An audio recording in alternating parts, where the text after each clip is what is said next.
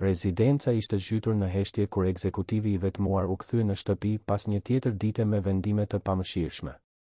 Por kur hapi qilarin, ai gjen një fëmijë të uritur të fshehur mes rafteve, duke mbajtur mbeturina ushqimi. Prania e vajzës dhe kërkesa e papritur që ajo bën, zgjojnë tek ai një kujtim të varrosur prej kohësh. Para se të dëgjoni këtë rrëfim të pabesueshëm, mos harroni të abonoheni në kanal për më shumë histori emocionuese.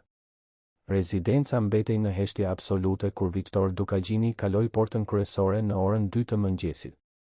Muskujt e qafës i pulsonin nga tensioni pas një tjetër dite raskapitse me takime të pafundme, kontrata milionëshe dhe vendime që ndikonin qindra punonjës.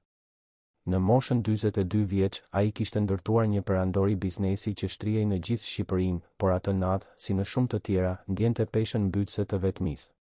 Dritat automatike u ndezën ndërsa ai ecte nëpër korridoret me mermer italian, hapat e tij jehonin në boshllë. Shtëpia ishte një shfaqje luksi dhe sofistikimi, me vepra arti që kushtonin fatura duke dekoruar çdo ambient, por për Viktorin, ato objekte të shtrenjta nuk ishin vetëse kujtues të ftohtë të izolimit të tij. Kishte vite që nuk kishte marrë vizita që nuk ishin të lidhura me biznesin. Kishte vite që nuk kishte ndarë një vakt medik që kujdesej vërtet për shoqërinë e tij. Ai i lëshoi kravatën e mëndafsh ndërsa shkonte në kuzhinë, duke planifikuar të përgatiste diçka të shpejt para se të tërhiqej në zyrë për të rishikuar raportet e ditës tjetër. Ishte gjithmonë e njëjta rutinë, punë, shtëpi, punë përsëri. Një cikël që përsëritej pa pushim, duke e mbajtur shumë të zënë për të vënë në pikë pyetje nëse ajo jetë vërtet ia vlente.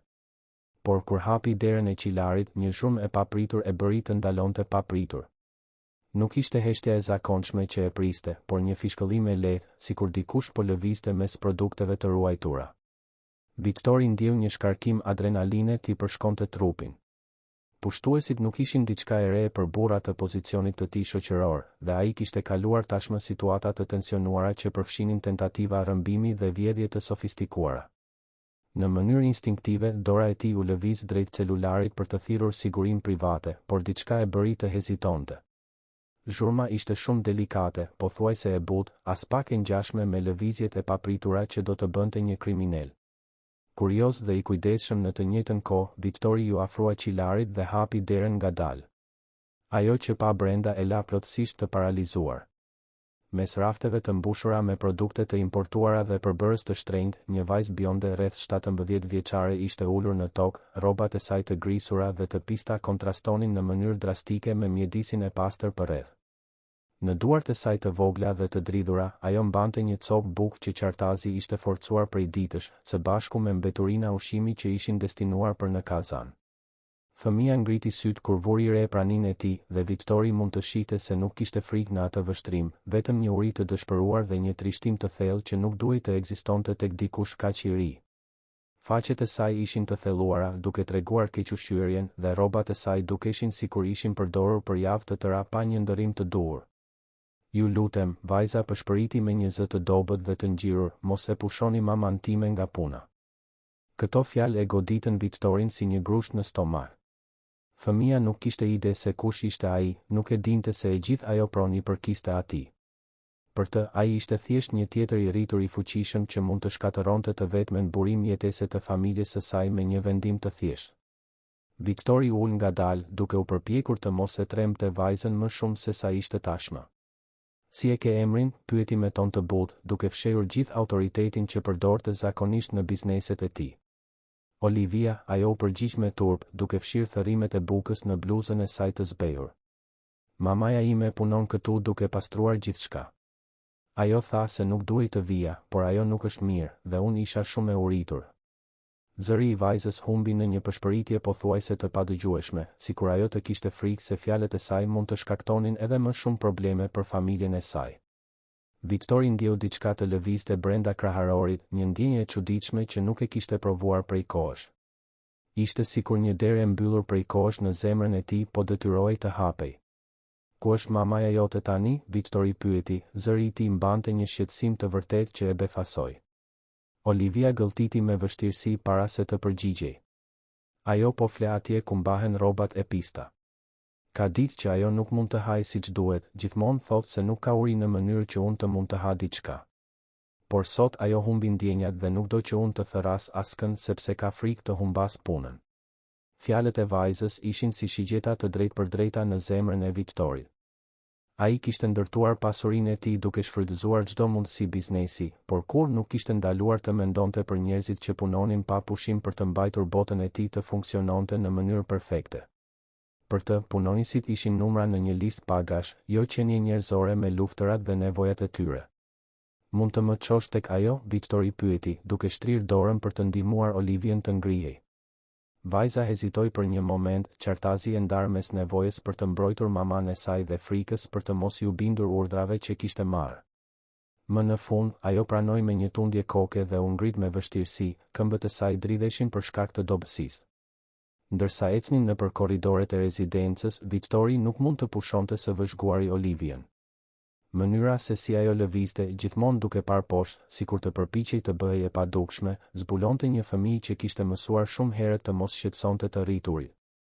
Rrobat e saj, të cilat ndoshta një ditë kishin qenë të ngjyrosura dhe të gëzueshme, tani ishin të zbehta dhe të rregulluara me kujdes, duke treguar përpjekjet e një nëne për të ruajtur dinjitetin e vajzës së saj edhe në varfëri. Prej sa kohësh jetoni këtu në Tiranë, Viktori pyeti, duke u përpjekur të fillonte një bisedë që mund të zbulonte më shumë rreth situatës së tyre. Disa muaj, Olivia u përgjigj me zë të ulët. Erdhëm nga zona rurale sepse mamaja tha se këtu do të kishte më shumë mundësi punësimi. Ajo gjithmonë ka punuar shumë, e di? Më parë ne ndihmonim në kishë, duke u dhënë ushqim atyre që nuk kishin asgjë. Mamaja gjithmonë thoshte se nuk ka rëndësi sa pak kemi, gjithmonë ekziston dikush që ka edhe më pak. Këto fjalë prekën diçka të thellë në kujtesën e Viktorit, një jehon e largët ndjesisht që ai kishte varrosur prej dekadash. Për një çast të shkurtër, imazhet e fragmentuara të fëmijërisë së tij u përpoqën të dilnin në mendjen e tij, por ai shtyu ato përsëri në vendin e errët ku kishte ruajtur gjithë atë të kaluar të dhimbshme. Kur arritën në zonën e shërbimit të rezidencës, Viktori gjeti një skenë që e bëri të vënte në pikpyetje gjithçka që besonte për veten dhe për botën që kishte ndërtuar rreth tij. Në dyshemen e ftohtë të depozitës së rrobave të pista, një grua bjonde rreth 35 vjeçare ishte shtrirë mbi disa peshqir të palosur, qartazi me temperaturë dhe duke marrë frymë me vështirësi. Edhe në gjendjen e saj të dobësuar, Viktori mund të vërente ngjashmërinë mes nënës dhe vajzës, jo vetëm në pamjen fizike, por edhe në shprehjen e dinjitetit që të dyja mbanin pavarësisht rrethanave të pafavorshme. Mamaja, Olivia pëshpëriti, duke u ulur në gjunjë pranë gruas dhe duke i prekur butësisht fytyrën e saj të nxehtë. Ky zotëri dëshiron të na ndihmojë. Gruaja hapi sytë me vështirësi dhe, kur pa Viktorin, u përpoq të ngrihej shpejt, qartazi në panik që ishte zbuluar në një situatë të tillë. Zotëri, kërkoj falje. E di që nuk duhej të isha këtu, por nuk kisha ku ta lija vajzën time dhe. Qetësohu, Viktori e ndërpreu, duke u ulur edhe ai në gjunjë. Si e ke emrin? Roza, zotëri. Roza Leka. Unë punoj këtu si pastruese nate prej 3 muajsh. Premtoj që kjo nuk ka ndodhur kur më parë, unë gjithmonë e lë Olivien me një fqinje, por ajo udhëtoi dhe. Viktori ngriti dorën për të heshtur shpjegimet e dëshpëruara të gruas. Ai mund të shihte qartë se Roza ishte rënë dhe sëmur, ndoshta me një lloj infeksioni që ishte agravuar nga mungesa e kujdesit mjekësor të duhur. Lëkura e saj ishte e zbeth dhe me një nuancë të verdhë që tregonte se ajo po luftonte me sëmundjen për më shumë kohë se sa duhej. Keni nevojë për kujdes mjekësor menjëherë, Viktori tha me vendosmëri. Do t'ju çoj në spital tani. Jo, zotëri, ju lutem, Roza ju lut, duke u përpjekur përsëri të ngrihej. Unë nuk mund ta humbas këtë punë. Është gjithçka që kam për të mbajtur vajzën time. Nëse unë mungoj, nuk do të humbasësh asnjë punë, Viktori e qetësoi, duke befasuar veten me vendosmërinë në zërin e tij.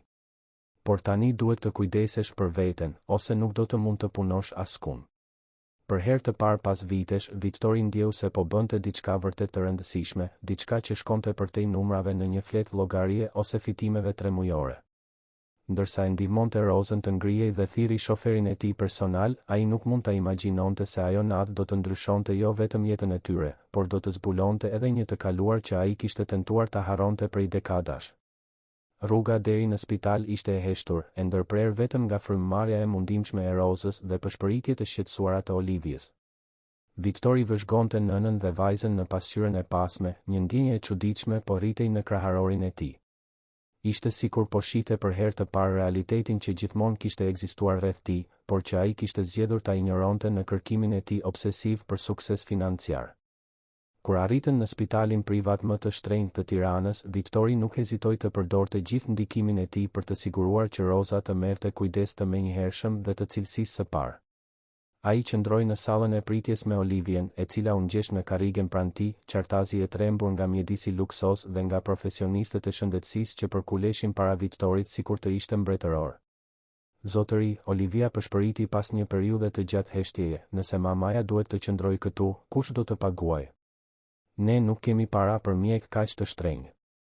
Victori shikoi vajzën, duke vënë re për herë të parë se si perspektiva e saj e botës ishte shtrembëruar nga pasuria.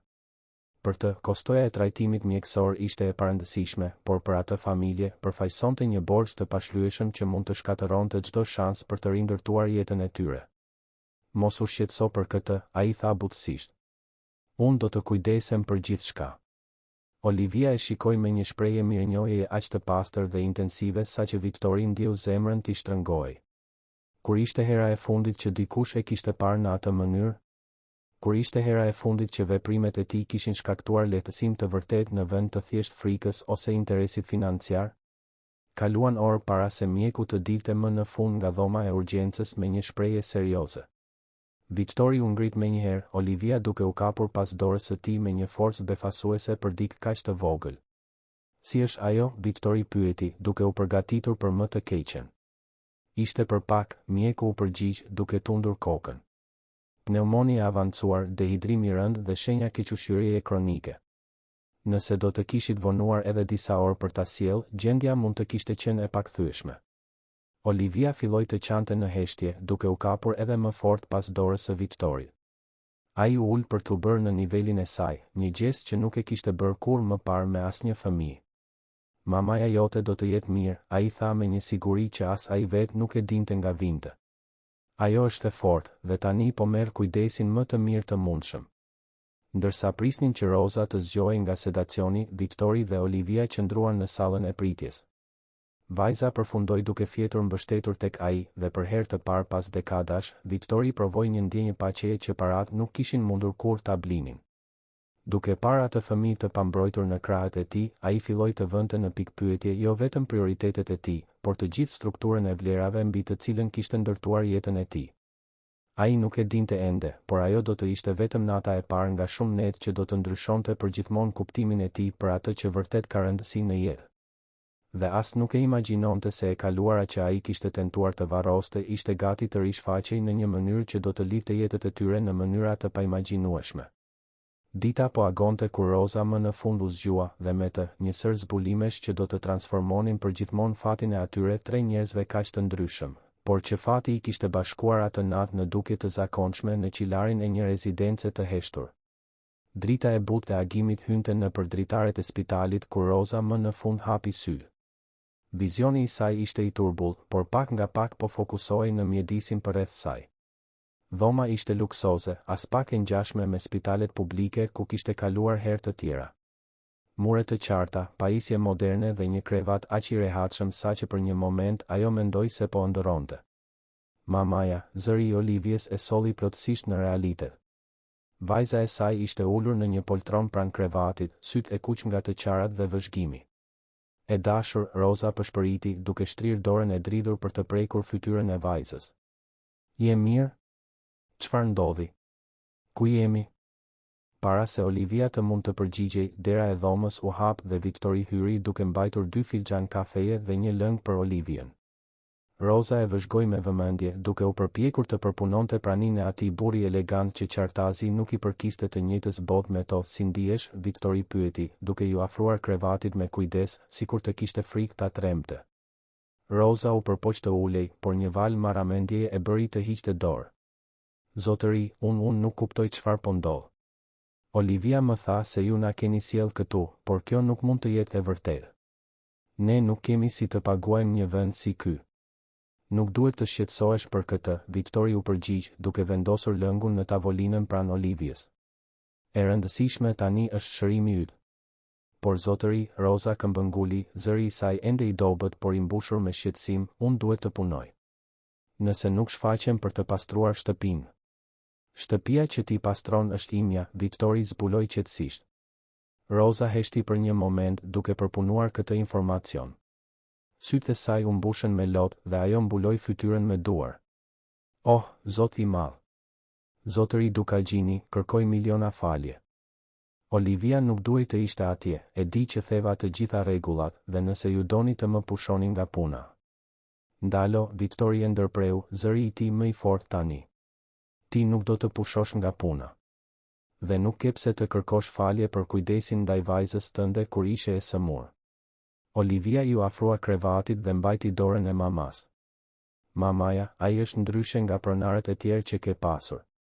Ai nuk bërtiti dhe nuk u zemërua kur më gjeti duke ngrënë në qilar. Ai vetëm u shqetësua për ne. Viktori vëzhgoi ndërveprimin mes nënës dhe vajzës duke ndjerë një përzierje të çuditshme emocionesh. Mirënjohja e vërtet në sytë e tyre e bënte të vënte në pikpyetje pse ishte bërë kaq I largët nga njerëzit që punonin për të. Kur ishte hera e fundit që dikush në kompaninë e tij e kishte parë si një qenie njerëzore në vend të thjesht një shefi frikësues? Mjeku tha se ke pasur pneumoni, Viktori shpjegoi. Tha gjithashtu se ishe e kequshqyer dhe se nëse do të kishim vonuar edhe disa orë. Roza mbylli sytë duke asimiluar gravitetin e situatës. E dija që nuk isha mirë, por nuk mund të ndaloja së punuari. Nëse humbisja punën, unë dhe Olivia do të mbeteshim në rrugë.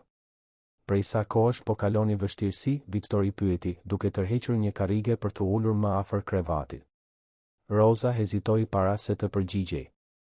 Që kur erdhëm në Tiranë. Në zonën rurale, gjërat ishin ndryshe. Unë punoja si vullnetare në kishën lokale, duke ndihmuar në përgatitjen e vakteve për njerëzit në nevojë. Nuk fitoja para, por komuniteti na mbështeste. Olivia luante me fëmijët e tjerë, shkonte në shkollë. Pse erdhët këtu atëherë, Viktori pyeti, vërtet kurioz. Prifti tha se këtu do të kisha mundësi më të mira për të gjetur një punë që të paguante sa duhet për t'i dhënë Olivies një jetë më të mirë, Roza shpjegoi. Ai madje më dha një letër rekomandimi duke folur për punën time në kishë. Kështu gjeta punën në shtëpinë tuaj. Viktori tundi kokën duke filluar të kuptonte më mirë situatën. Po baba I Olivies? Roza shkëmbeu një vështrim domethënës me vajzën para se të përgjigjej. Olivia nuk e ka njohur kur babajnë e saj. Kur zbulova se isha shtatzën, isha shumë e re dhe ai nuk donte të merrte përgjegjësinë. Mamaja gjithmonë është kujdesur për mua vetëm, Olivia shtoi, zëri I saj plot krenari. Ajo është personi më I guximshëm që njoh. Viktori vëzhgoi bashkëpunimin mes të dyjave dhe ndjeu diçka të lëvizte brenda tij. Kishte diçka në mënyrën se si Roza fliste, në vendosmërinë e saj të heshtur dhe në mirësinë në sytë e saj, që ishte çuditërisht e njohur. Por para se të mund ta analizonte më mirë këtë ndjenjë, infermierja hyri në dhomë. Si ndiheni, zonja Leka, infermierja pyeti, duke kontrolluar aparaturat e lidhura me Rozën. Më mirë, Roza u përgjigj. Shumë më mirë. Shkëlqyeshëm. Mjeku tha se duhet të qëndroni e shtruar për të paktën 2 ditë të tjera për të siguruar që infeksioni të jetë eliminuar plotësisht, infermierja shpjegoi. Mushkëritë tuaja ende kanë nevojë për kujdes. Roza u shqetësua dukshëm. 2 ditë? Por unë nuk mund të rri aq gjatë larg punës. Do të qëndroni aq sa të jetë e nevojshme, Viktori tha me vendosmëri. Dhe Olivia mund të qëndrojë në shtëpinë time gjatë kësaj periudhe. Zotëri, unë nuk mund ta pranoj këtë, Roza protestoi. Ju keni bërë shumë më tepër se sa duhej. Nuk mund ta imponoj vajzën time. Nuk është imponim, Viktori e ndërpreu. Është minimumi që mund të bëj. E vërteta ishte se Viktori nuk e dinte as ai vetë saktësisht pse po bënte gjithë këtë. Kishte diçka në atë situatë që e prekte në një mënyrë që nuk mund ta shpjegonte. Ndoshta ishte pafajësia e Olivies ose dinjiteti me të cilin Roza përballonte vështirësitë e saj, por ai ndjente një nevojë pothuajse urgjente për t'i mbrojtur ato. Kur dolën nga spitali, Viktori e çoi Olivien përsëri në rezidencë. Gjatë rrugës, ajo mbeti e qetë, duke vëzhguar peizazhin urban nëpër dritaren e makinës luksoze. Rrobat e saj të thjeshta kontrastonin në mënyrë drastike me brendësinë prej lëkure të automjetit, por ajo nuk dukej e trembur, vetëm vëzhguese. "Ke uri?" Victory pyeti kur hyn në shtëpi. "Pak," Olivia pranoi me turp. Victory e çoi në kuzhinë, një ambient që ai rrallë e frekuentonte.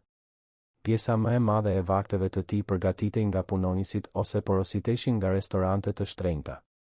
Por në atë moment, ai ndjeu impulsin për të përgatitur diçka me duart e tij. "Çfarë të pëlqen të hash?" ai pyeti, duke hapur frigoriferin. "Çdo gjë është mirë," Olivia u përgjigj, por Victory vuri re se si sytë e saj shkëlqyen kur pan përbërësit e freskët dhe të bollshëm. Victory përgatiti një sanduiç të thjeshtë me prosciutto, djathë dhe domate dhe e shërbeu me një gotë qumësht. Kur ia dha pjatën Olivias, ajo e shikoi me një shprehje mirënjohjeje aq intensive saqë e bëri të ndiej i pakëndshëm. "Faleminderit," ajo tha, para se të hante ngadalë, duke shijuar çdo kafshat sikur të ishte vakti më i shijshëm në botë. Ndërsa vëzhgonte Olivien duke ngrënë, Victory e gjeti veten duke menduar për fëmijërinë e tij. Kishte shumë kohë që nuk lejonte që këto kujtime të dilnin në sipërfaqe, por prania e asaj vajze po e detyronte të përballonte pjesë të vetes që kishte varrosur prej dekadash. "Mund të bëj një pyetje?" Olivia tha pasi kishte mbaruar gjysmën e sanduiçit. "Sigurisht. Pse po sillesh kaq mirë me ne? Shumica e pronarëve të mamas nuk na shikonin as në fytyrë." Pyetja e kapi Victorin në befasi. "Unë nuk e di saktësisht," ai pranoi. "Ndoshta sepse ju më kujtoni se ekzistojnë gjëra më të rëndësishme se puna." Olivia buzëqeshi dhe në atë buzëqeshje Victory pa diçka që kishte humbur prej kohësh, shpresë të vërtetë. "Mamaja gjithmonë thotë se njerëzit janë të mirë në thelb. Që ndonjëherë ata vetëm e harrojnë këtë sepse janë shumë të zënë ose të trishtuar." "Mamaja jote është një grua e mençur," Victory komentoi. "Ashtu është," Olivia pranoi. "E di, në zonën rurale, ajo njitet të gjithë. Njerëzit gjithmonë vinin për t'i kërkuar këshilla, veçanërisht kur po kalonin momente të vështira. Ajo ka një mënyrë të veçantë për t'i bërë njerëzit të ndihen më mirë." Diçka në këtë përshkrim preku një tel të ndjeshëm në kujtesën e Victorit. Imazhi i një gruaje të butë që ngushëllonte dhe kujdesej për të tjerët jehonte në mendjen e tij si një jehon e largët. Por para se të mund ta eksploronte këtë ndjenjë, telefoni i tij ra. Zotëri Dukagjini ishte zëri i Markos, asistentit të tij personal. "Ju keni humbur 3 takime të rëndësishme këtë mëngjes. Investitorët janë të shqetësuar dhe bordi i drejtorëve dëshiron të di ku jeni." Victory shikoi Olivien, e cila kishte ndaluar së ngrëni dhe po e vëzhgonte me vëmendje. Për një moment, ndjeu peshën familjare të përgjegjësisë së biznesit duke I shtypur shpatullat. Por kur shikoi përsëri atë vajzë që kishte kaluar gjithë natën në një spital duke pritur që mamaja e saj të shërohej, prioritetet e tij u qartësuan. "Anuloni të gjitha takimet e sotme," Victory I tha telefonit, I befasuar nga vendimi I tij. "Dhe riplanifikoni për javën tjetër." "Zotëri, por është një urdhër, Marko. Dhe nuk dua të shqetësohem për pjesën tjetër të ditës, përveç nëse është një urgjencë e vërtetë." Kur e mbylli, Victory vuri re se Olivia po e shikonte me admirim. "Ti anulove gjëra të rëndësishme për shkakun ton?" ajo pyeti. "Nuk ka asgjë më të rëndësishme se sa të siguroj që ti dhe mamaja jote të jeni mirë," Victory u përgjigj dhe duke thënë këto fjalë, vuri re se vërtet I besonte ato. Pjesa tjetër e ditës kaloi në një mënyrë që Victory nuk e kishte provuar kurrë. Ai I tregoi Olivies shtëpinë, duke e parë atë nëpërmjet syve të saj, dhomën e ndenjes me divanet e saj gjigante ku ajo mund të humbiste, bibliotekën me mijëra libra që ajo vëzhgoi me respekt, kopshtin me pishinën që e bëri të pshertinte nga admirimi. "Është si një pallat," ajo tha me një pëshpëritje. "Ndonjëherë duket si një burg," Victory u përgjigj pa menduar dhe menjëherë u pendua për sinqeritetin. Por Olivia vetëm tundi kokën me mirë kuptim. "Mamaja gjithmonë thotë se shtëpitë e mëdha mund të jenë më të zbrastat kur nuk ka dashuri brenda tyre." Fjalët e vajzës e goditën Victorin si një zbulim. Për vite me radhë ai e kishte mbushur atë rezidencë me objekte të shtrenjta dhe teknologji të fundit, por kur nuk e kishte transformuar atë hapësirë në një shtëpi. Ishte thjesht një vend ku ai flinte mes një dite pune dhe tjetrës. Atë pas dite, ndërsa Olivia po dremiste në divanin e dhomës kryesore, Victory qëndroi duke e vëzhguar atë duke fjetur. kishte diçka thellësisht paqësore në të pasurit një person tjetër që ndante atë hapësirë, në të diturit se dikush ishte aty jo për interes financiar ose detyrim profesional, por thjesht sepse kishte nevojë për kujdes dhe mbrojtje. Kur ajo u zgjua, ata përgatitën së bashku diçka për snat. Victori zbuloi se kur nuk kishte vërejtur vërtet sa ngushëlluese, ishte akti I thjeshtë I ndarjes së një vakti medik. Olivia tregoi histori për jetën në zonën rurale, për festat e kishës ku të gjithë kontribuonin me ndonjë pjatë, për netët kur mamaja e saj e mësonte të lexonte duke përdorur libra të huazuar nga biblioteka e komunitetit. Mamaja gjithmonë thoshte se nuk ka rëndësi sa pak kemi, gjithmonë mund të ndajmë diçka, Olivia tha, duke lëpir gishtat plot me reçel. Dhe vërtet e bënit këtë? Edhe pse kishit kaq pak, Victori pyeti. Kryesisht për këtë arsye, Olivia u përgjigj natyrshëm. Mamaja thoshte se kush ka kaluar nevojë e kupton më mirë sa e rëndësishme është të ndihmosh të tjerët. Kjo filozofi jetese ishte plotësisht e kundërt me gjithçka që Victori kishte mësuar gjatë ngritjes së tij drejt suksesit. Në botën e biznesit, rregulli ishte të grumbullosh, të mbrosh, të ruash për vete. Por aty ishte një fëmijë 17 vjeçar që shpjegonte një koncept bujarie që ai e kishte humbur diku rrugës. Kur erdhi nata, Victori përgatiti një dhomë mysafirësh për Olivian. Olivia menjëherë u rehatua në divan pranë mamas, duke mbështetur kokën në shpatullën e saj, sikur të kishte nevojë të konfirmonte se ajo vërtet ishte aty dhe ishte mirë. Dua të bëj një propozim, Victori filloi, fjalët e tij e befasuan. Do të doja t'ju ofroja një pozicion tjetër këtu në shtëpi. Rosa rudhi ballin, e hutuar. Një pozicion tjetër? Në vend që të punoni si pastruese nate, si thua të bëheni administratorja e shtëpisë? Do të mbikëqyrnit punonësit e tjerë, do të organizonit agjendën shtëpiake, do të kujdeseshit për mirëmbajtjen e përgjithshme të pronës. Zotëri, unë nuk kam përvojë me këtë lloj përgjegjësie, Rosa protestoi. Por ju keni diçka më të rëndësishme, ju keni aftësinë të kujdeseni për njerëzit dhe t'i bëni të ndihen si në shtëpi, Victori shpjegoi. Olivia më tregoi për punën tuaj në kishë, për mënyrën se si ndihmonit njerëzit. Është kjo ndjeshmëri që më duhet këtu. Rosa heshti për një kohë të gjatë, duke përpunuar ofertën. Dhe paga do të ishte? 3 herë më shumë se sa fitonit si pastruese, Victori tha. Përveç banesës së plot për ju të dyja, planit shëndetësor, dhe Olivia mund të studionte në shkollën private më të mirë të zonës. Sytë e Rozës u mbushën me lodh. Zotëri Dukagjini, kjo është një ëndër. Por pse? Pse po bëni gjithë këtë për ne? Victori shikoi Rozën për një kohë të gjatë, duke studiuar tiparet e saj. Kishte diçka tek ajo që vazhdonte të zgjonte kujtime të fragmentuara, ndjesi të një të kaluare që ai kishte tentuar ta varroste. Sinqerisht, nuk e di saktësisht. Por ndjej se ju keni sjell diçka në këtë shtëpi që mungonte prej kohësh. Çfarë? Rosa pyeti butësisht. Jetë, Victori u përgjigj. Dashuri të vërtetë. Një qëllim që shkon përtej parave. Olivia u drejtua në divan. Mamaja, a mund ta vizitoj shkollën? Rosa qeshi përmes lotëve. Qetësohu, e dashur. Ende po flasim për këtë. Në të vërtetë, Victori tha, duke marrë telefonin, mund të telefonoj tani drejtoreshën e shkollës dhe të caktoj një vizitë për nesër, nëse dëshironi. Rosa shikoi vajzën, duke parë shpresën që shkëlqente në sytë e saj dhe tundi kokën. Do të ishte e mrekullueshme. Ndërsa Victori bënte telefonatën, Rosa vëzhgonte mjedisin përreth saj. Gjithçka ishte e bukur, por kishte një cilësi të ftohtë në dekorim, sikur gjithçka të ishte zgjedhur për pamjen e saj në vend të vlerës sentimentale. Nuk kishte fotografi personale, asgjë që të tregonte personalitetin ose historinë e pronarit të shtëpisë. Zotëri Dukagjini, ajo tha kur ai mbaroi telefonatën, mund të bëj një pyetje personale? Sigurisht. Ju gjithmonë keni jetuar vetëm këtu? Victori hezitoi. Prej shumë vitesh, po. Po familja juaj? Prindërit tuaj? Shpreha e Victorit u mbyll paksa. Nuk kam familje. Rosa vuri re ndryshimin në tonin e tij dhe vendosi të mos insistonte në këtë çështje, por përvoja e saj duke u kujdesur për njerëzit në kishë e kishte mësuar të njëjtë kur dikush mbante plagë të thella nga e kaluara. E po, ajo tha butësisht, tani na keni ne të dyja, nëse dëshironi. Fjalët e Rozës e goditën Victorin si një grusht në stomak.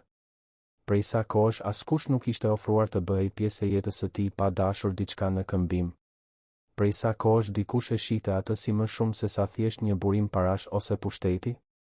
Do të doja shumë, ai pranoi, zëri i tij më i ulët se normalisht. Pjesa tjetër e pasdites kaloi qetësisht. Rosa pushoi në divan ndërsa Victory dhe Olivia përgatitën darkën së bashku. Ishte surreal për të, i cili gjithmonë darkonte vetëm ose në restorante të shtrenjta, të ishte aty duke prerë perime dhe duke dëgjuar Olivien të tregonte histori për shoqet e saj nga zona rurale. E di, në fillim u trishtova kur mamaja tha se duhej të largohej nga atje, Olivia tha, duke përzier salcën siç e kishte mësuar Victory. Por tani mendoj se ndoshta ishte fati që na solli këtu. Pse mendon kështu? Victory pyeti. Sepse atje mamaja ndihmonte njerëz të tjerë, por nuk kishte askënd për ta ndihmuar atë.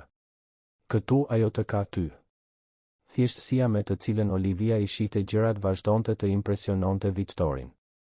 Për të nuk kishte komplikime ose motive të fshehura, vetëm njerëz që kishin nevojë për kujdes dhe të tjerë që mund ta ofronin atë. Gjatë darkës, Rosa tregoi më shumë për jetën e saj në zonën rurale. Foli për mënyrën se si kishte filluar të punonte në kishë kur Olivia ishte ende foshnjë, për familjet që kishte ndihmuar gjatë momenteve të vështira, për fëmijët jetim që kishte kujdesur kur nuk kishin ku të shkonin. Gjithmonë jam ndjerë e thirrur të kujdesem për të tjerët, ajo shpjegoi. Që e vogël, kur shija dikë që vuante, ndjeja një nevojë për të ndihmuar. Po kur ishe fëmijë, Victory pyeti, duke u përpjekur të tingëllonte rastësor. A u kujdes dikush për ty në të njëjtën mënyrë? Rosa buzëqeshi me trishtim. Prindërit e mi vdiqën kur isha adoleshente. Qëndrova vetëm për një kohë, por gjithmonë shfaqej dikush për të më ndihmuar në momentet më të vështira. Mësova se bota ka shumë më shumë mirësi se sa imagjinojmë, vetëm duhet të jemi të vëmendshëm për ta parë atë. Diçka në këtë përshkrim bëri që zemra e Victorit të rrahë më shpejt. Ju gjithmonë keni jetuar në zonën rurale? Jo, Rosa u përgjigj, mendueshëm. Në të vërtetë, kam lindur këtu në Tiranë. Kam jetuar këtu deri në 15 vjeç, pastaj shkova në zonën rurale për të jetuar me një teze. Dhe pse u larguat nga këtu? Rosa hezitoi duke shikuar Olivien që ishte e përqendruar në vaktin e saj. Disa lagje të Tiranës ishin të rrezikshme në atë kohë. Tezja ime mendoi se ishte më mirë të shkoja në një vend më të qetë. Victory ndjeu një ndjenjë të çuditshme që po rritej brenda tij. Në cilën lagje jetonit? Në zonën lindore, pranë Epo, ishte një zonë shumë e varfër. Shumë fëmijë rrugësh, familje që kalonin vështirësi. Unë gjithmonë përpiqesha të ndihmoja kur mundesha, edhe pse isha edhe unë fëmijë. Piruni i ra Victorit nga dora dhe ra në pjatë me një zhurmë të lartë. Rosa dhe Olivia e shikuan të shqetësuara. Gjithçka është në rregull? Rosa pyeti. Po, më falni. Është thjesht se ju më kujtuat diçka, Victory tha, duke u përpjekur të mbante zërin stabil. Çfarë? Victory nuk u përgjigj menjëherë. Mendja e tij po punonte me shpejtësi, duke përpunuar data, vende, kujtime që kishte tentuar të harronte. Zona lindore e Tiranës, një adoleshente e mirë që ndihmonte fëmijët në nevojë, dikush që kujdesej për të tjerët edhe pse kishte pak. Sa vjeç jeni? Ai pyeti papritur. Rosa duke i befasuar nga pyetja e drejt për drejt. 37. Më falni, ai tha, duke vënë re se po sillej në mënyrë të çuditshme. Thjesht më kujtoi dikë që e kam njohur prej kohësh. Por gjatë pjesës tjetër të darkës, Victory mezi mundi të përqendrohej në bisedë. Mendja e tij po kthehej vazhdimisht në kujtime që kishte varrosur prej dekadash, fragmente kujtimesh të një kohe kur ai ishte thjesht një djalë i braktisur në rrugët e rrezikshme të zonës lindore të Tiranës. Kishte dikush një vajzë më e madhe që ndonjëherë shfaqej dhe ndihmonte fëmijët e rrugës. Ajo sillte ushqim të fshehur, kujdesej për plagët, ofronte një batanie të ngrohtë në netët e ftohta. Ai kur nuk e dinte emrin e saj, por mbante mend fytyrën e saj të butë, flokët bjonde, zërin e saj të ëmbël që e ngushëllonte kur kishte frikë. A ishte e mundur? A ishte Rosa? Victory tundi kokën, duke u përpjekur të largonte këto mendime. Ishte shumë rastësi, shumë e pamundur. Por ndjenja e familjaritetit që ndjente që kur e kishte njohur vazhdonte të rritej, dhe tani kishte një shpjegim të mundshëm që e linte plotësisht të tronditur. Pas darkës, ndërsa Rosa po bënte dush Olivies, Victory mbeti vetëm në dhomë, i humbur në mendime. Nëse dyshimet e tij ishin të sakta, nëse Roza ishte vërtet vajza që ishte kujdesur për të gjatë momenteve më të këqija të fëmijërisë së tij, kjo do të thoshte se ardhja e saj në jetën e tij nuk ishte rastësi, por një rreth që po mbyllej në një mënyrë që ai kurrë nuk mund ta kishte imagjinuar. Më e rëndësishmja do të thoshte se ai më në fund kishte shansin të shpërblente mirësinë që i kishte shpëtuar jetën më shumë se 2 dekada më parë. Por para se të vepronte bazuar në dyshime, ai duhej të ishte i sigurt. Dhe për këtë do të duhej të bënte pyetje që ndoshta do të sillnin përsëri kujtime të dhimbshme si për të, ashtu edhe për të. Kur Roza zbriti në dhomë pasi e kishte vënë Olivien në shtrat, Victoria e priste me 2 filxhan çaji të ngrohtë. Shumë faleminderit, ajo tha, duke pranuar filxhanin dhe duke u ulur në divan përballë tij. Olivia është e shkëlqyer. Nuk e kam parë kurrë vajzën time kaq të lumtur. Ajo është një fëmijë e veçantë, Victoria komentoi. Ashtu si mamaja e saj.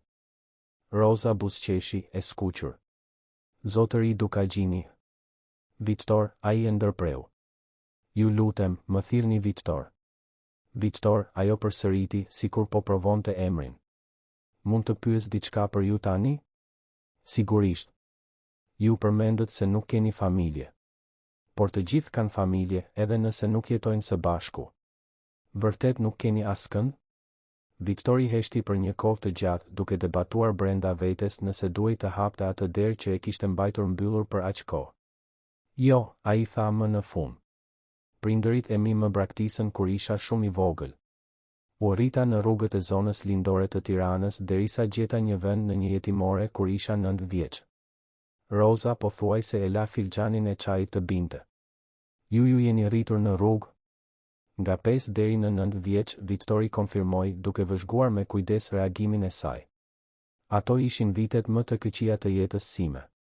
Ftohtë, uri, frikë konstante. Ndoshta nuk do të kisha mbijetuar nëse nuk do të ishte për. Ai ndaloi duke vëzhguar se si Roza ishte zbehur. Nëse nuk do të ishte për çfarë, ajo pyeti me një pëshpëritje. Për një vajzë, Victori vazhdoi, zëri i tij duke u bërë më i ulët.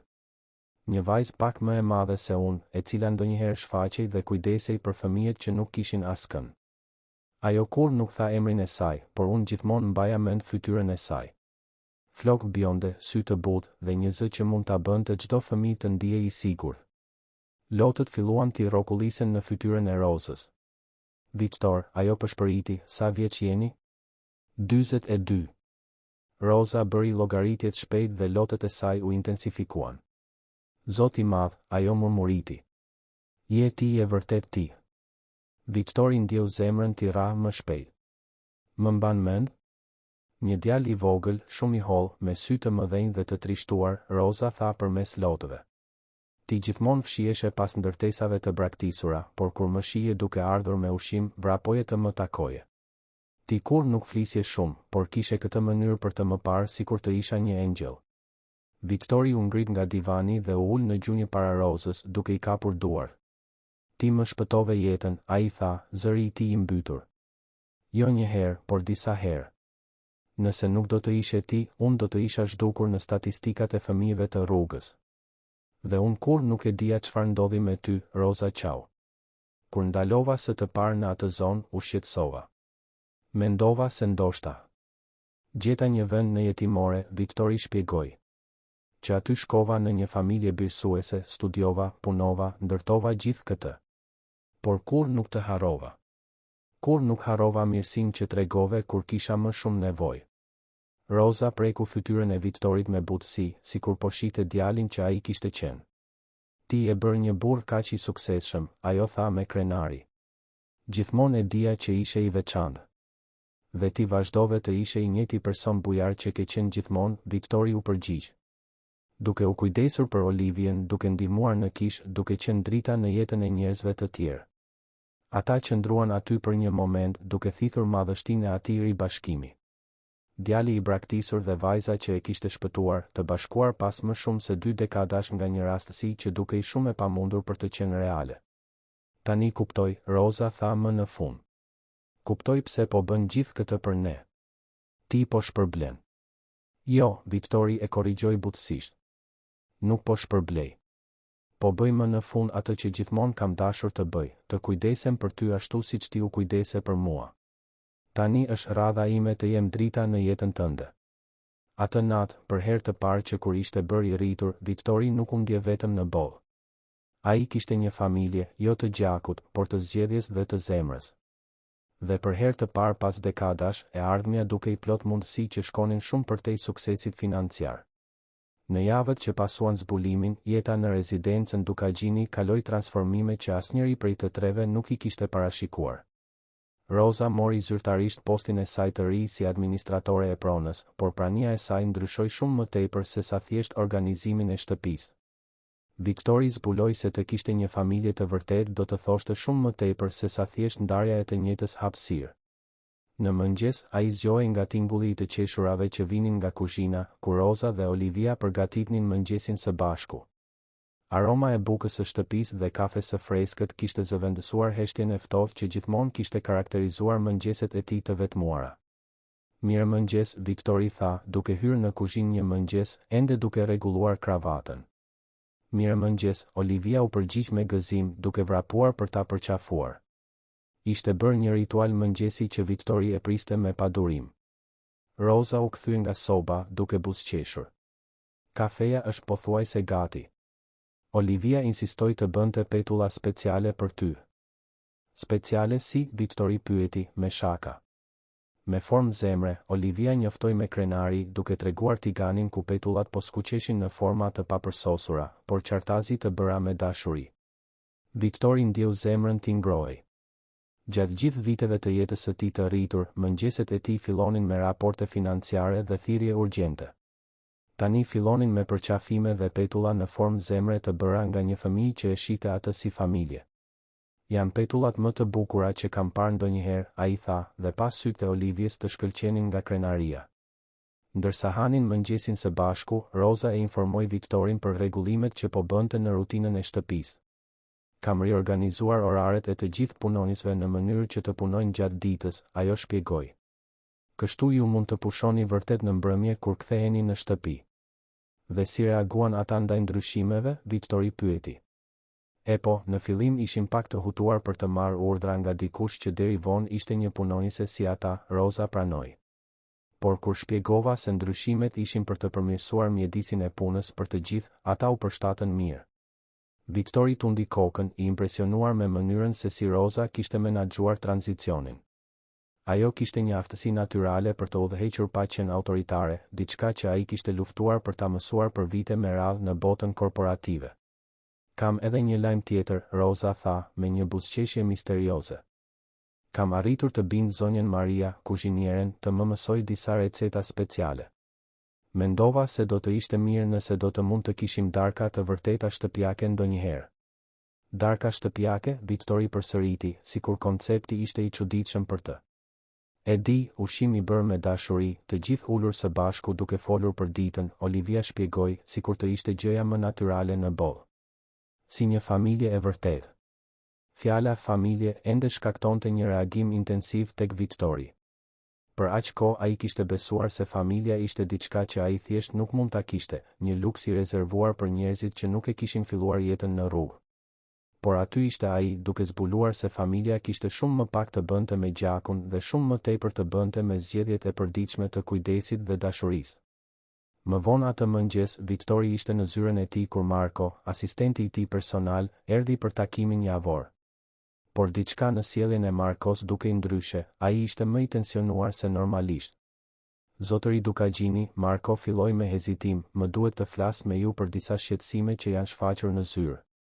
Çfarë lloj shqetësimesh, Viktori pyeti, duke e shmangur vëmendjen nga letrat që po rishikonte. Po, ka pasur komente për ndryshimet në agjendën tuaj, Marko shpjegoi me kujdes. Disa investitor kanë vënë re se ju keni anuluar ose shtyr takime të rëndësishme më shpesh në javët e fundit. Viktori rudhi ballin. Kam anuluar vetëm takime që nuk ishin urgjente për të qenë i pranishëm në momente të rëndësishme për familjen time. Familja juaj, Marko përsëriti, qartazi i hutuar. Zotëri, më falni për pyetjen, por nuk kuptoj. Ju gjithmonë keni thënë se nuk kishit familje. Gjërat kanë ndryshuar, Viktori u përgjigj thjesht. Marko hezitoi para se të vazhdonte. Zotëri, ka pasur gjithashtu spekulime për situatën e re të banimit. Punonisit e shtëpisë komentuan se tani ka një grua dhe një fëmijë që jetojnë këtu për gjithmonë. Victori ndjeu një dhimbje irritimi. Dhe cili është problemi me këtë? Disa nga investitorët më konservator po pyesin nëse kjo mund të ndikojë në vendimet tuaja të biznesit. Ata janë të shqetësuar se si mund ta them këtë në mënyrë diplomatike se ju mund të jeni duke u ndikuar ose manipuluar. Irritimi i Victorit u shndërrua në zemërim. Manipuluar? Zotëri, unë nuk po e them këtë. Thjesht po raportoj shqetësimet që kam dëgjuar, Marko u nxitua të sqaronte. Por mendoj se do të ishte e mençur të konsideronit si të menaxhonit këto perceptime. Victori u ngrit nga karrigja e tij, qartazi i shqetësuar. Marko, dua që t'ua bësh shumë të qartë të gjithë atyre që kanë shqetësime për jetën time personale. Vendimet e mia të biznesit bazohen në analiza të kujdesshme dhe strategji të fortë, siç kanë qenë gjithmonë. Fakti që tani kam njerëz që i dua në jetën time vetëm i bën këto vendime më të rëndësishme, jo më pak të besueshme. Po, zotëri, Marko u përgjigj, por Victori mund të shihte se ai ishte ende i shqetësuar.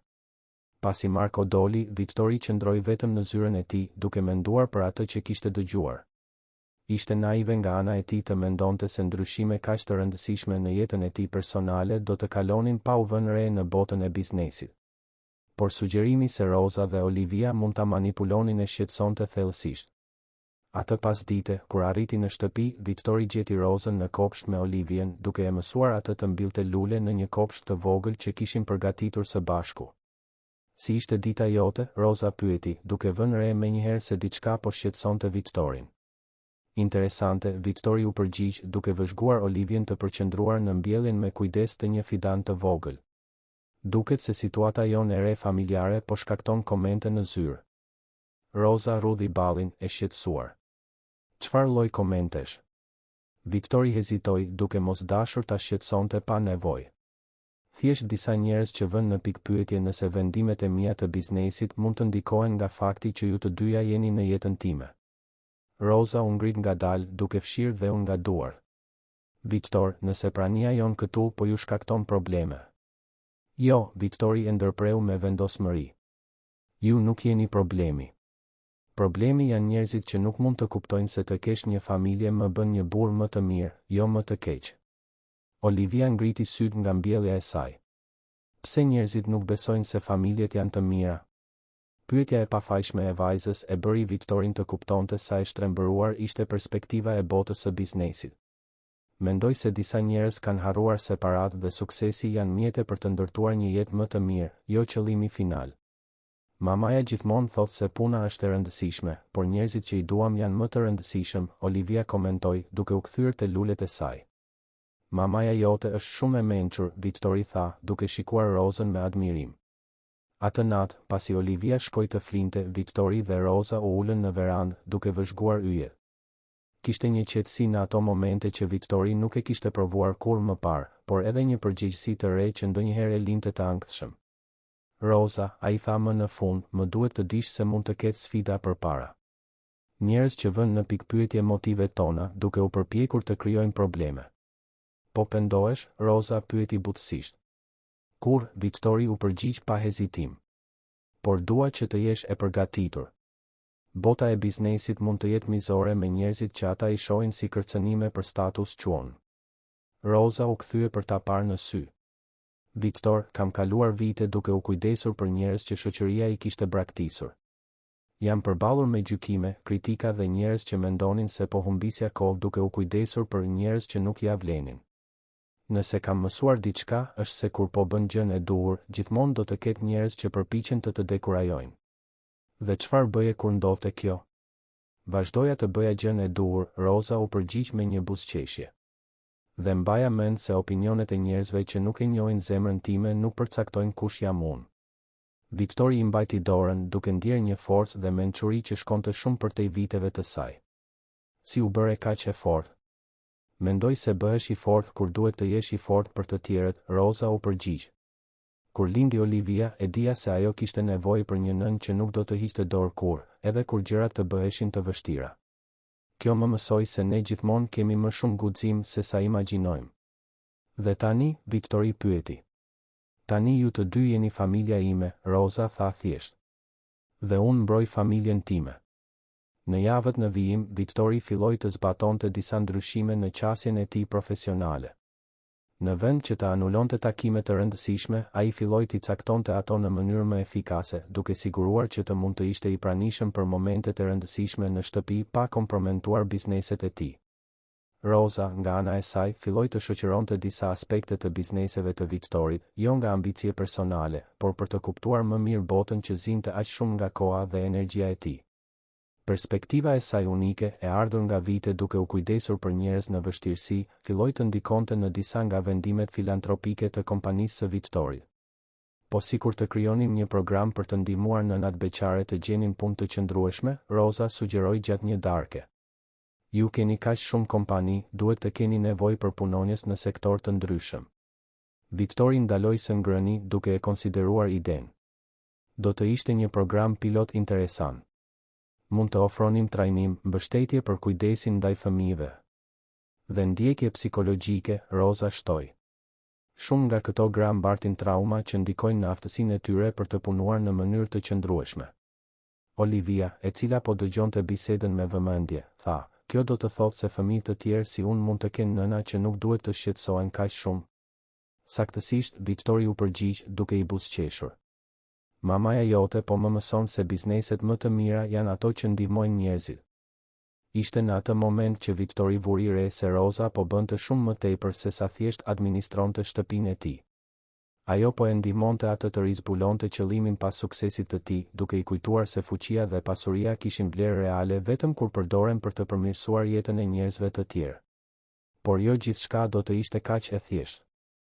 Javën tjetër, Victori do të merrte një telefonat që do të testonte saktësisht sa e fortë ishte familja e tij e re dhe sa larg do të ishte i gatshëm të shkonte për t'i mbrojtur ato.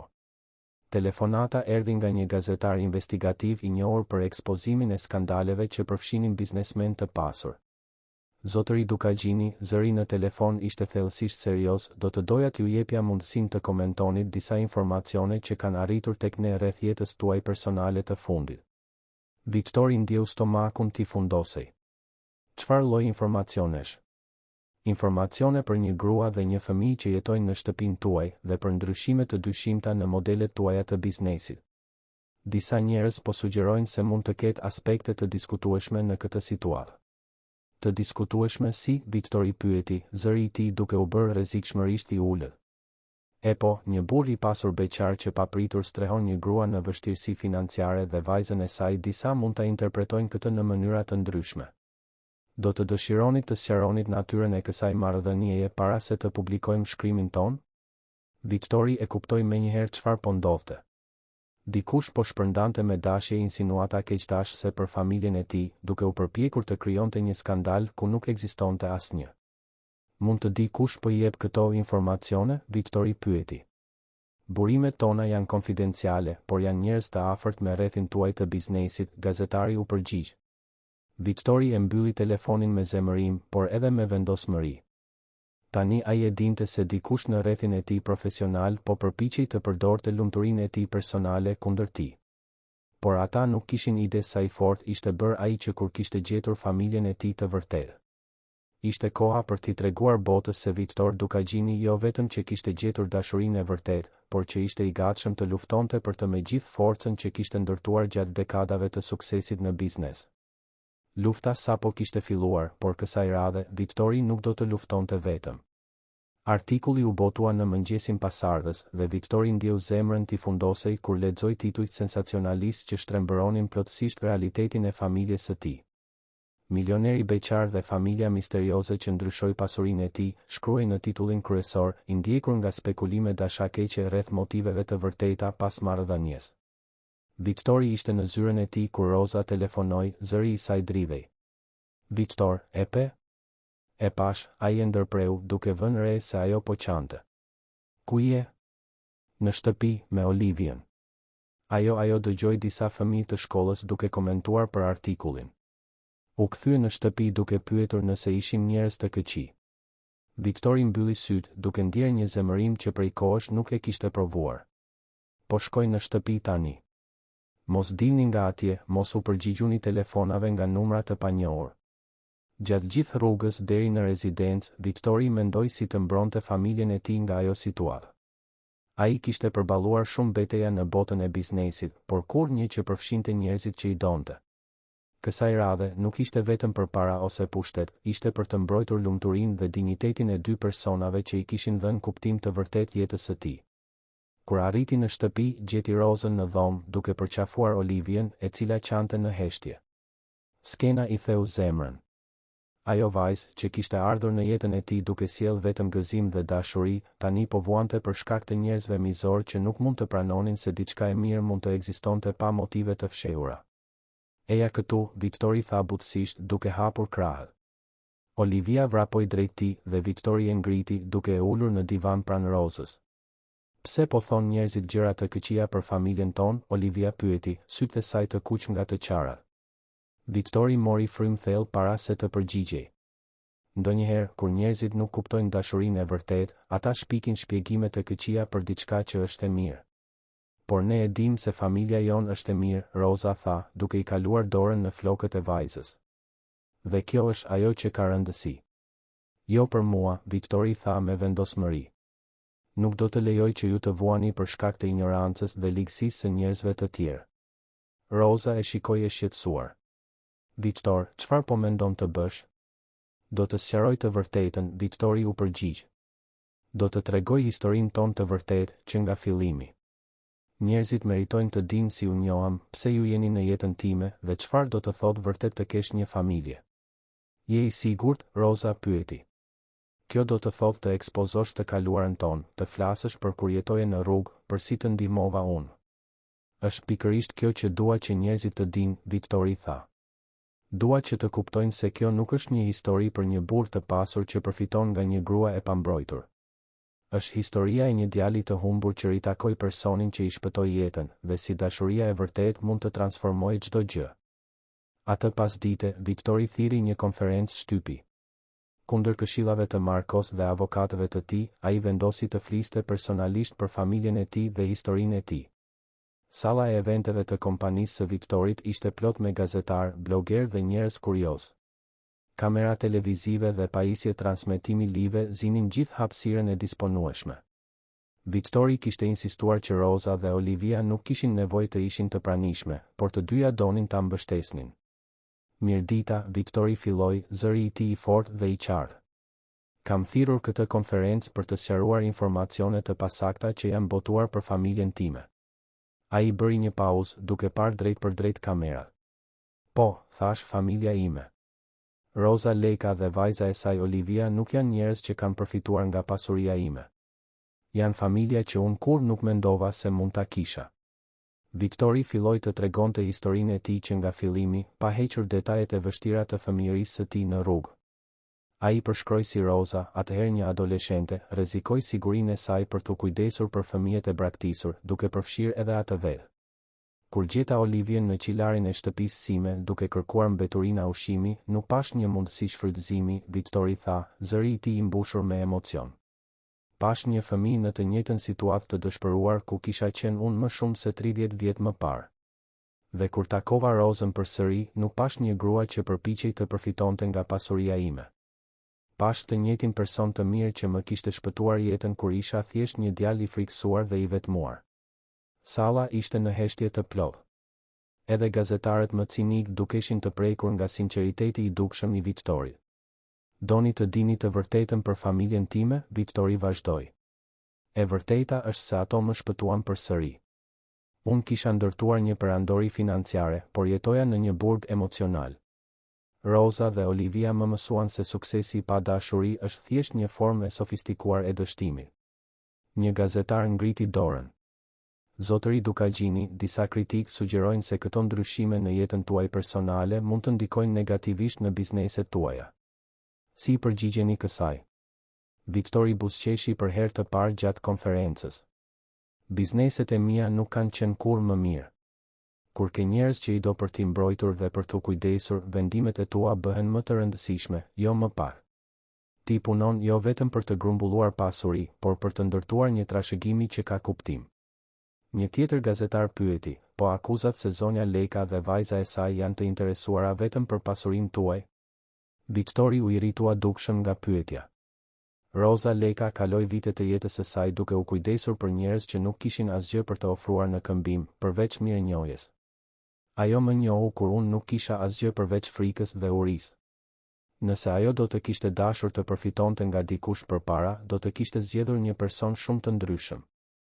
Nga fundi i sallës, Rosa u ngrit. Ajo nuk kishte planifikuar të fliste, por ndjeu se duhej të mbronte jo vetëm veten, por edhe burrin që ishte bërë kaq i rëndësishëm në jetën e saj. Mund të them disa fjalë, ajo pyeti. Victori tundi kokën dhe një mikrofon iu dha Rosës. Zëri i saj dridhej pak në fillim, por u bë më i fortë ndërsa vazhdoi të fliste. Emri im është Rosa Leka dhe dua që ju të dini kush është Victor vërtet, ajo filloi. Kur isha adoleshente, pash shumë fëmijë rrugësh. Shumica e njerëzve kalonin pranë tyre sikur të ishin të padukshëm. Por kishte një djalë të vogël, gjithmonë të fshehur, gjithmonë me frikë, që më shikonte sikur të isha personi i vetëm në botë që kujdesej për të. Rosa bëri një pauzë, duke fshirë lotët nga sy. Ky djalë u rrit dhe u bë një burr i jashtëzakonshëm. Jo për shkak të parave që fitoi, por për shkak të dëmshurisë që nuk e humbi kurrë. Kur ai gjeti vajzën time duke kërkuar ushqim në shtëpinë e tij, ai nuk thirri sigurinë. Ai nuk na trajtoi si kriminal. Ai pa një familje në vështirësi dhe vendosi të ndihmonte. Zëri i Rosës u bë më i fortë. Doni të dini pse jam në jetën e Victorit?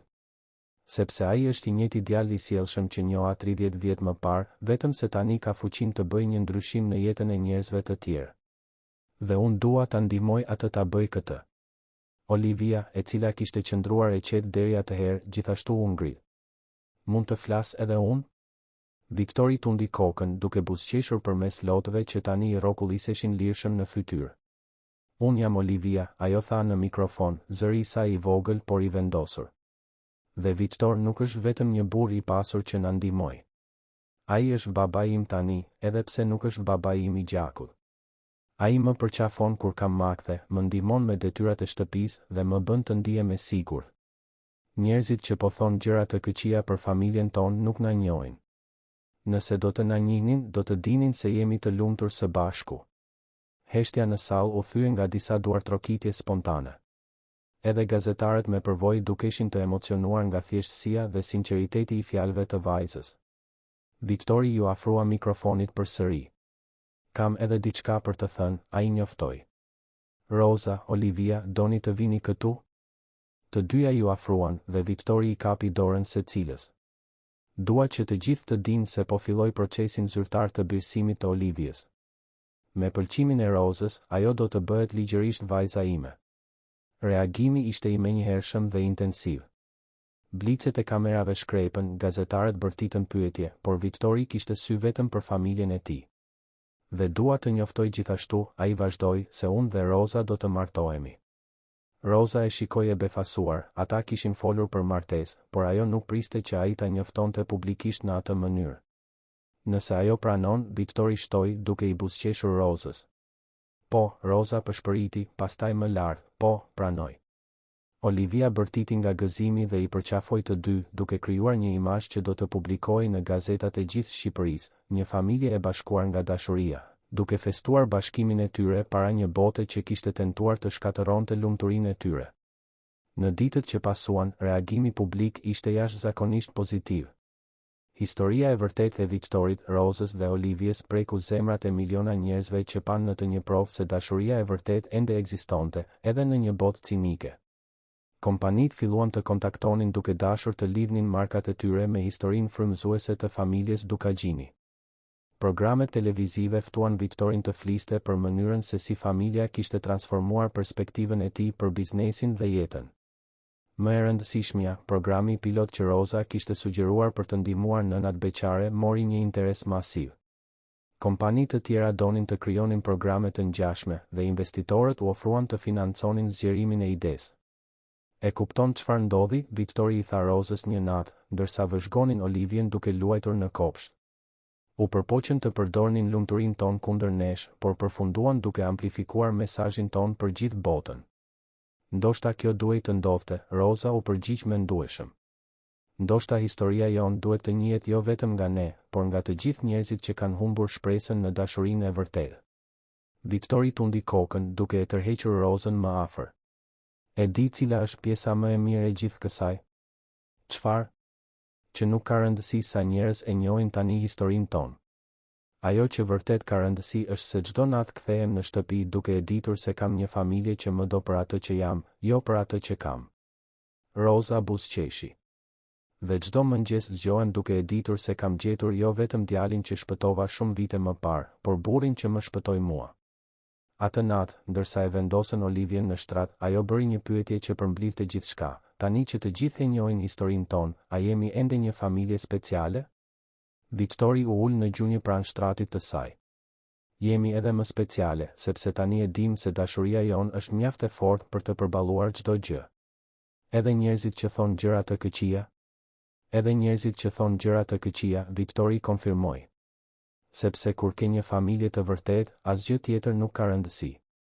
Olivia Buzqeshi, e kënaqur. Atëherë jam e lumtur që të gjithë e dinë. Kështu ata mund të shohin sa mirë është të kesh një familje që e do njëri tjetrin. Ndërsa Victori dhe Roza dolën nga dhoma, të dy e dinin se kishin kaluar provën e tyre të parë të madhe si familje. Dhe jo vetëm që kishin mbijetuar, ishin bërë më të fortë dhe më të bashkuar se kurrë. E ardhmja ishte plot mundësi dhe për herë të parë në jetën e tyre, të tre e dinin saktësisht ku i përkisnin, së bashku, si një familje e ndërtuar jo nga rastësia, por nga zgjedhjet e përditshme të dashurisë, mbrojtjes dhe kujdesit reciprok. Por ende priste një surprizë e fundit, një që do ta bënte bashkimin e tyre edhe më domethënës dhe që do të provonte se disa rreth janë të destinuar të mbyllen në mënyrën më të bukur të mundshme. 6 muaj pas konferencës për shtyp, në një mëngjes të diellshëm pranvere, Victori u zgjua me ndjesinë se ajo do të ishte dita më e rëndësishme e jetës së tij. Jo sepse ishte dita e martesës së tij me Rozën, as sepse do të zyrtarizohej birësimi i Olivies, por sepse ishte dita kur transformimi i tij nga një burr i vetmuar në një baba dhe bashkëshort të dashuruar do të festohej para njerëzve që kishin më shumë rëndësi për të. Ceremonia do të ishte e vogël dhe intime, e mbajtur në kopshtin e rezidencës që tani vërtet ishte bërë një shtëpi. Roza kishte insistuar se nuk kishin nevojë për një festë ekstravagante, por Victori donte ta shënonte atë moment në një mënyrë të veçantë për të dyja. Nervoz, Roza pyeti, duke hyrë në dhomën e tij në mëngjes. Kishin vendosur të ruanin traditën e të mos shiheshin para ceremonisë, por ajo nuk i rezistoi tundimit për të parë shpejt nëse ai ishte mirë. Pak, Victori pranoi duke rregulluar kravatën për herë të 10. Jo për ceremoninë, por për gjithçka që ajo përfaqëson. Brenda pak orësh, ju të dyja do të keni zyrtarisht emrin tim. Olivia do të jetë ligjërisht vajza ime. Roza ju afrua dhe e ndihmoi të rregullonte kravatën me dashuri. Victor, ti je babai i saj prej muajsh. Dokumenti vetëm zyrtarizon atë që të gjithë ne tashmë e dim. E di, por Victori hezitoi, ndonjëherë ende nuk besoj se kjo është reale. Që ju jeni reale, që kjo familje është reale. Është shumë reale, Roza tha butësisht, duke i puthur ballin. Dhe do të vazhdoj të jetë reale nesër, muajin tjetër, vitet e ardhshme. Disa orë më vonë, kopshti i rezidencës ishte transformuar. Lule të bardha dhe të verdha dekoronin një altar të thjeshtë por elegant. Vetëm 20 persona ishin të pranishëm, disa punonjës të shtëpisë që ishin bërë të afërt me familjen, prifti që kishte rekomanduar Rozën për punë vite më parë dhe që kishte ardhur nga zona rurale posaçërisht për rastin, Marko dhe gruaja e tij, dhe disa persona nga ekipi ligjor që kishin ndihmuar me procesin e birësimit. Por për Victorin, e vetmja prani që kishte rëndësi ishte ajo e Olivies, e cila shërbente si shoqëruese e nusës dhe ishte rrezatuese në një fustan të verdhë të qelët që Roza kishte zgjedhur posaçërisht për të. Kur Roza u shfaq në kopsht, Victori ndjeu zemrën t'i ndalonte për një moment.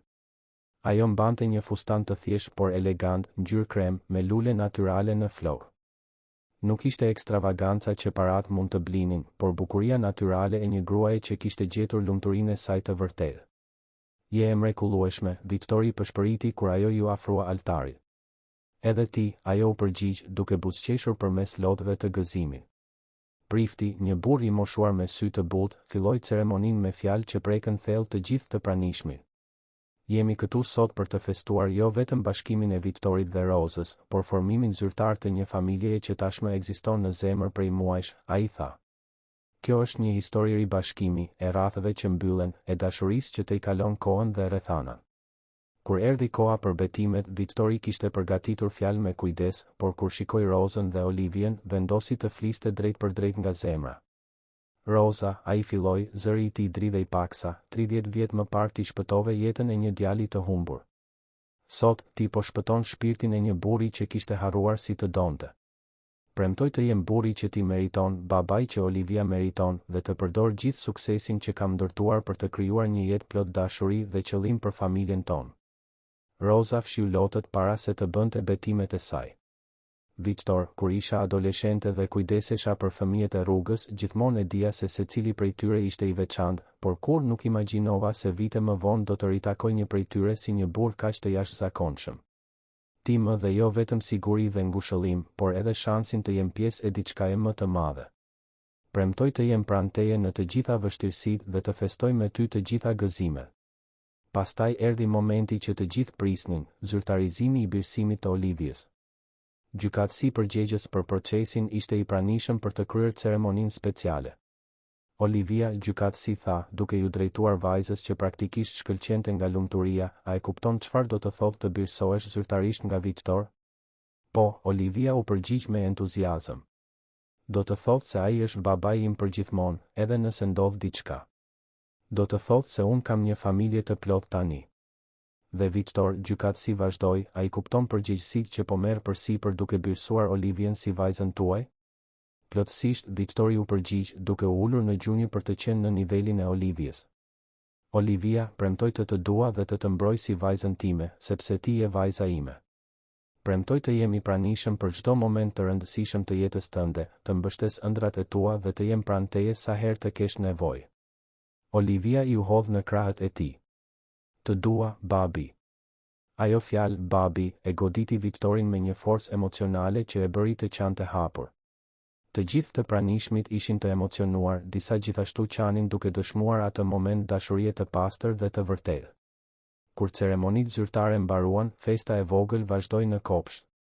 Nuk kishte orkestër ose dekorim ekstravagant, por kishte të qeshura të vërteta, përqafime të ngrohta dhe ndjesinë se diçka vërtet e veçantë kishte ndodhur. Marko ju afrua Victorit gjatë festës. Zotëri. Victor, a ju korrigjua, dua të kërkoj falje për shqetësimet që shpreha muaj më parë. Duke ju vëzhguar sot, shoh se isha plotësisht gabim. Nuk ke pse të kërkosh falje, Victori u përgjigj. Ti po mbroje interesat e mia profesionale, që ishte puna jote. Por tani e di që interesat e mia më të mëdha janë shumë më personale. Dhe si po shkojnë bizneset, me qëra fjala, Marko pyeti. Victori buzëqeshi. Më mirë se kur. Kur ke një arsye të vërtet për të punuar, për të pasur sukses, gjithçka bëhet më e qartë dhe më efikase. Ndërsa pasditja përparonte, Victori vëzhgonte familjen e tij të re duke ndërvepruar me mysafirët. Roza po bisedonte me entuziazëm me priftin për projektet sociale që kishin zbatuar në kompani, ndërsa Olivia u tregonte të gjithëve që donin të shihnin dokumentet e saj të birësimit, shumë krenare për të fshehur gëzimin e saj. Kur festa mbaroi dhe mysafirët u larguan, Victori, Roza dhe Olivia mbetën vetëm në kopsht, duke vëzhguar perëndimin e diellit. Atëherë, Olivia tha, me shaka, tani jemi zyrtarisht familja Dukagjini? Zyrtarisht, Victori konfirmoi, duke e tërhequr për një përqafim.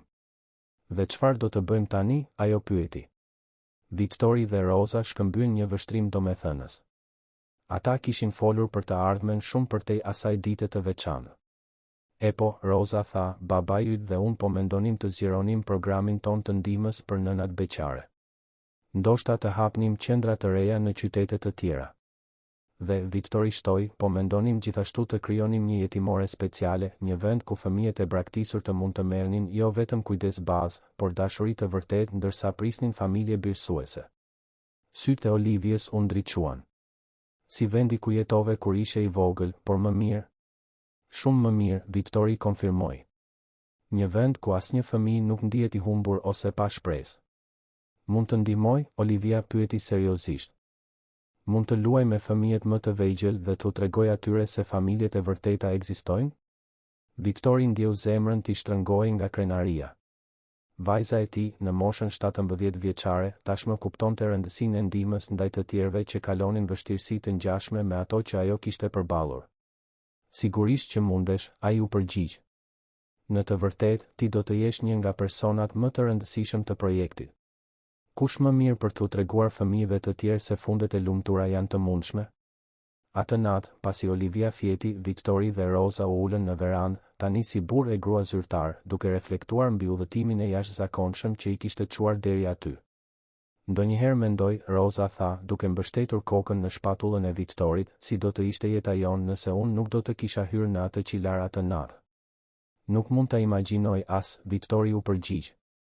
Ndoshta unë ende do të jetoja në atë rezidencë të ftohtë, duke punuar vetëm për të grumbulluar më shumë para që nuk do të më sillnin lumturi.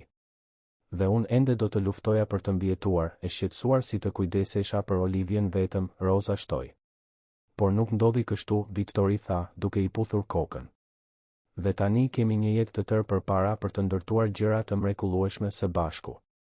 Muaj kaluan që nga martesa dhe familja Dukagjini u bë e njohur në nivel kombëtar jo vetëm për historinë e tyre të dashurisë, por edhe për projektet sociale që kishin krijuar. Programi për nënat beqare kishte ndihmuar qindra gra të rindërtonin jetën e tyre dhe jetimorja speciale që kishin ndërtuar po përdorej si model për projekte të ngjashme në të gjithë vendin. Victori zbuloi se përdorimi i pasurisë dhe ndikimit të tij për të krijuar ndryshime pozitive në shoqëri i jepte atij një kënaqësi profesionale që asnjë fitim biznesi nuk kishte mundur të ofronte. Dhe Rosa gjeti një mënyrë për të amplifikuar thirrjen e saj natyrale për të kujdesur për të tjerët, tani me burime për të bërë një ndryshim në jetën e mirë a njerëzve. Olivia, nga ana e saj, u rrit e sigurt dhe e lumtur, duke e ditur se i përkiste një familje që e donte pa kushte. Në shkollë, ajo shpesh fliste me shokët e saj për mënyrën se si familjet mund të formohen në shumë mënyra të ndryshme, por se më e rëndësishmja është dashuria që ekziston mes njerëzve. Në ditëlindjen e saj të 10, Olivia bëri një kërkesë që befasoi dhe emocionoi si Victorin ashtu edhe Rosën. Dua që emri im i plot të jetë Olivia Rosa Dukagjini, ajo njoftoi gjatë festës. Sepse dua të mbaj emrin e mamas dhe babait për gjithmonë. Victori dhe Rosa u shikuan, të emocionuar nga pjekuria dhe dashuria e vajzës që ishte bërë qendra e jetës së tyre. Nëse kjo është ajo që do, Victori tha, atëherë kjo është ajo që do të bëjmë. Por pse do të përfshish edhe emrin tim, Rosa pyeti, kurioze. Sepse ti më mësove të jem e fortë si ti, Olivia u përgjigj thjesht. Dhe dua që të gjithë të dinë se kam maman më të guximshme në botë. Atë natë, Victori reflektoi mbi mënyrën se si jeta e tij kishte ndryshuar plotësisht. Djali i braktisur në rrugë ishte bërë një biznesmen i suksesshëm, por më e rëndësishmja ishte bërë një burr i dashur dhe një baba i pranishëm. Pasuria që grumbulloi tani kishte një qëllim real, të krijonte mundësi për njerëz të tjerë të gjenin të njëjtën lumturi që ai kishte gjetur. Rosa, e cila e kishte filluar jetën duke u kujdesur për të huaj në kishën e një qyteti të vogël rural, tani mbikëqyrte projekte që preknin jetë në të gjithë vendin. Aftësia e saj natyrale për të parë potencialin e mirë tek njerëzit ishte bërë një forcë transformuese që shkonte shumë përtej familjes së saj. Dhe Olivia, e cila kishte filluar si një vajzë e frikësuar që kërkonte mbeturina ushqimi për të mbijetuar, tani po rritej duke e ditur se ishte e dashur, e mbrojtur dhe se kishte mundësi të pafundme në të ardhmen e saj. 5 vjet pas ditës kur Victori gjeti Olivien në qilar, ata morën një letër speciale. Ishte nga një prej përfituesve të parë të programit për nënat beqare, një grua e quajtur Ana e cila tani ishte diplomuar në administrim dhe kishte hapur kompaninë e saj. Zotëri dhe zonja Dukagjini, shkruaj në letër, dua që të dini se ju keni shpëtuar jo vetëm jetën time, por edhe jetën e vajzës sime. Kur arrita në programin tuaj, kisha humbur çdo shpresë se mund të kishim një jetë më të mirë. Sot, vajza ime është në universitet duke studiuar mjekësi dhe unë kam një kompani të lullëzuar. Më e rëndësishmja, të dyja kemi mësuar se nuk duhet të heqim dorë kur nga ëndrat tona, sa do të pamundura të duken. Ju na mësuat se familjet kujdesen për njëra tjetrën dhe tani po krijojmë rrjetin tonë mbështetës për të ndihmuar nëna të tjera. Rrethi i mirësisë vazhdon të rritet. Victori e lexoi letrën me zë të lartë gjatë darkës dhe të gjithë u emocionuan nga ndikimi i qëndrueshëm që historia e tyre kishte krijuar. E di çfarë do të thotë kjo, Olivia tha, tani 13 vjeç dhe gjithnjë e më e mençur. Do të thotë se familja jon nuk jemi vetëm ne të tre. Familja jon janë të gjithë njerëzit, jetët e të cilëve u përmirësuan sepse ne vendosëm të duam njëri tjetrin. Victori dhe Rosa buzëqeshën, krenar për të rënë e jashtëzakonshme që Olivia ishte bërë. Atë natë, Victori qëndroi në verandë duke parë yjet, duke menduar për gjithë udhëtimin që e kishte çuar deri aty. 38 vjet më parë, ai ishte një djalë i humbur që besonte se ishte destinuar të vdiste vetëm dhe i harruar. Sot, ai ishte një burr i rrethuar nga dashuria, qëllimi dhe siguria se jeta e tij kishte bërë një ndryshim në botë. Rosa ju bashkua në verandë, siç bënte gjithmonë kur vërente se ai ishte reflektues. "Çfarë po mendon?" ajo pyeti, duke u mbështetur tek ai. "Sa qesharak është fati," Victori u përgjigj. "Ti më shpëtove jetën kur isha fëmijë, pa e ditur as kush isha. Vite më vonë, unë gjej vajzën tënde në saktësisht të njëjtën situatë të dëshpëruar ku ti më gjete mua. Është sikur gjithçka të ishte planifikuar për të na bashkuar përsëri."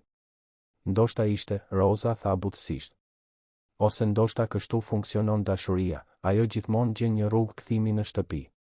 Victori tundi kokën, duke e tërhequr më afër. "Dhe tani e dim ku është shtëpia jonë. Kudo që jemi bashk," Rosa përfundoi. Nga dhoma e Olivies, ata dëgjuan një tingull që ishte bërë kolonë zanore e jetës së tyre, të qeshurat e gëzuara të vajzës duke folur në telefon me një shoqe shkolle, duke ndarë një tjetër histori për familjen e tyre të jashtëzakonshme. Dhe kështu, 3 jetë që kishin filluar të shënuara nga dhimbja dhe nevoja gjetën në bashkimin e tyre forcën më të madhe. Djali i braktisur, adoleshentja e guximshme dhe fëmia i humbur ishin bërë një familje që jo vetëm shëronte plagët e tyre, por i dedikonte jetën e tyre shërimit të plagëve të botës.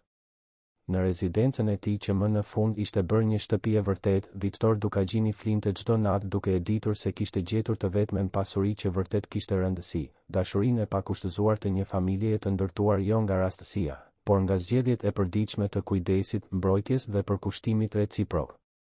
Fundi i historisë. Të dashur dëgjues, shpresojmë që historia e Victorit, Rosës dhe Olivies t'i ketë prekur thellë zemrat tuaja.